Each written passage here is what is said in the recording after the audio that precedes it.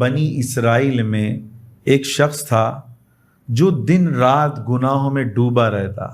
گناہوں کی وجہ سے اس کی یہ حالت ہو گئی تھی کہ وہ نفس کا غلام بن چکا تھا. تو وہ عورت کا شوقین تھا، دن رات عورتوں کے پیچھے پڑا رہتا. ایک خوبصورت عورت جو ہے، جو بچوں والی تھی، اس کو پسند آ گئی. بہت دفعہ اس سے تقاضا کیا گناہ کا، اس نے منع کیا.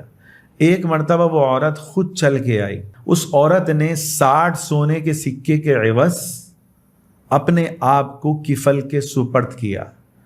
اب جب کفل اس عورت کے قریب ہوا اور گناہ کا لمحہ ہونے ہی والا تھا، تو کفل نے دیکھا کہ وہ عورت جو ہے کپ کپانا شروع ہو گئی، اس کی آنکھوں سے آنسو نکلنا شروع ہو گئے. تو کفل کہنے لگا کہ تم جو ہے یہ کپ کپا کیوں رہی ہو اور رو کس بات پہ رہی ہو؟ کہنے لگی میرے چھوٹے بچے ہیں اور میرے گھر میں فاقہ ہے، اس وجہ سے میں اس گناہ پہ تیار ہوئی ہوں.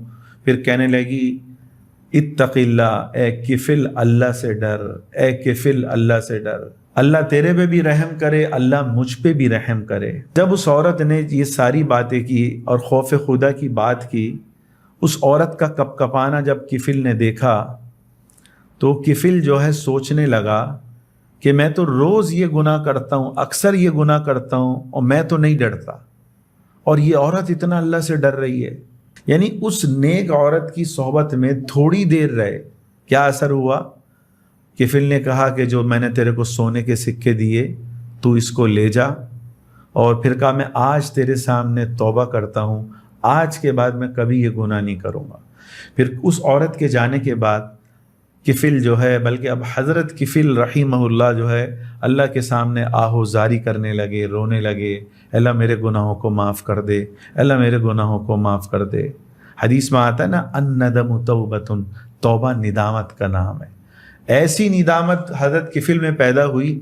حدیث کے یہ لفظ ہیں، اللہ کے نبی صلی اللہ علیہ وسلم نے ارشاد فرمایا اسی رات کفل کا انتقال ہو گیا. ان کی موت تھی یا اللہ کے خوف میں انتقال ہوا، اس کا ذکر حدیث میں نہیں ہے، مگر اسی رات انتقال ہوا.